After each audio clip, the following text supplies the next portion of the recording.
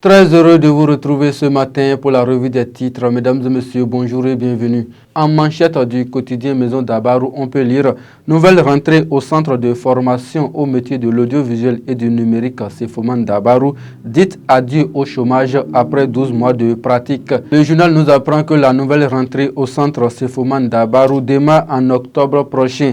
Les étudiants de cette 4e promotion auront droit à plusieurs modules de formation. Il s'agit des offres de formation en cadrage-montage, graphisme, photographie, infographie, développement web, pilotage de drones et en initiation au journalisme. Inscrivez-vous dès maintenant pour ne pas rater cette aubaine. Du coin info à travers un atelier de formation sur l'équitation à Parakou, les associations Nendema et Parole d'Afrique offre aux jeunes une base de données sur le choix et l'entretien du cheval. Au détour du tournoi Démocratie, Paix et Développement à Parakou, Sariki et Orutama incitent les jeunes à adhérer au parti Les Démocrates. La compétition lancée dans les 3 arrondissements nous apprend le journal de Alfred Adjomagbossou. Le grand regard ce matin, déjà 6 coups d'État en 2 ans, un virage pour la maturation de la démocratie en Afrique. Tractation pour 2026, Khomeki apporte de l'eau au moulin des mouvements Olivier Boko. Le Béninois libéré à présent, nouveau bras de fer Patrice Talon à Diavon sur un montant de 5 milliards de francs CFA. L'avenue de la GAB se joue ce jour. Concours d'auditeurs à l'IGF. La liste provisoire des candidats retenus et ceux rejetés est à lire à la page 5. Matin Libre titre ce matin, après le putsch du 26 juillet 2023, Niger Yahi demande la levée des sanctions. L'ancien président contre l'usage de la force et la fermeture des frontières. Dossier carrière de sable à Ouida, le journal nous apprend que 13 collecteurs déposés en prison, 1 en cavale et 2 superviseurs sous convocation.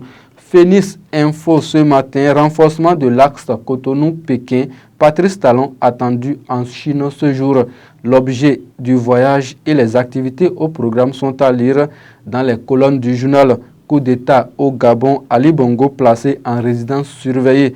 Il appelle ses militants à faire du bruit, nous informe le journal dans sa parution du jour. La priorité à présent, visite officielle du chef de l'État en Chine du 31 août au 3 septembre 2023. Tout ce qu'il faut savoir sur le séjour de Patrice Talon à lire à la page 12. Crise politique et sanctions contre le Niger, lire les propositions de Boni Yahi. Le matinal nous donne à lire ce matin coup de répression des infractions économiques et du terrorisme.